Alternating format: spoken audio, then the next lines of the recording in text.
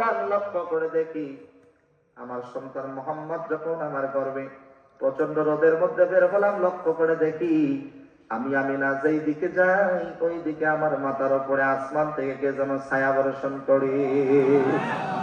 পাথরের মধ্যে পা রাখার সঙ্গে সঙ্গে পাথরগুলো মোমের মতো গলে যাচ্ছে, কাঁটার মধ্যে পা রাখার সঙ্গে সঙ্গে কাঁটাগুলো পর্যন্ত ফুলের বিছানা হয়ে যাচ্ছে। কূপের কাছে পানি নেওয়ার জন্য গিয়েছি, কুয়ার পানিগুলো অনেক নিচে, লক্ষ্য করে দেখি নিচের পানিগুলো অটোমেটিক আমি আমিনার হাতের কাছে চলে এসেছে। প্রত্যেকটা সন্তান জন্মের পরে তার নাভিটা কেটে দেওয়া হয়, কিন্তু আপনার আমার নবী নাভি কাটা অবস্থায় জন্মগ্রহণ করেছে। আর একটু জোরে বলেন।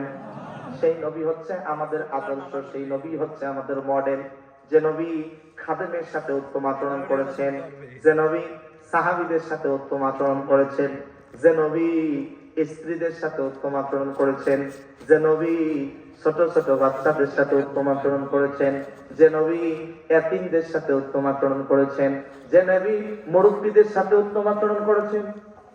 একটু জোরে বলেন আল্লাহু আকবার। আল্লাহু আকবার। যে নবী শ্রমিকদের সাথে উত্তম আচরণ করেছেন, যে নবী কাফেরদের সাথে উত্তম আচরণ করেছেন, বলেন সুবহানাল্লাহ। নবীজির খাদেম ছিল 8 বছরের বালক হযরত আনাস রাদিয়াল্লাহু তাআলা আনহু।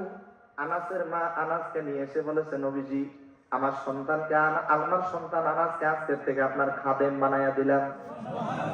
নবীজি বলে, আনাসের মা তুমি তোমার সন্তানকে নিয়ে যাও, মাত্র 8 বছর বয়স, কেমনে খাদেমের দায়িত্ব পালন করবে?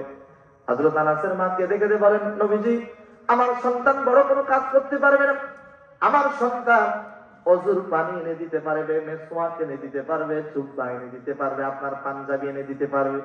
এই কথাগুলো শুনে নবীজি বড় খুশি হয়ে গেলেন, ডাক দিয়া বলেন, ও আনাসের মা তুমি তোমার সন্তানকে রেখে যাও, আজকের থেকে তোমার সন্তান আনাসকে আমার খাদেম হিসাবে নিয়োগ দিয়ে দিলাম।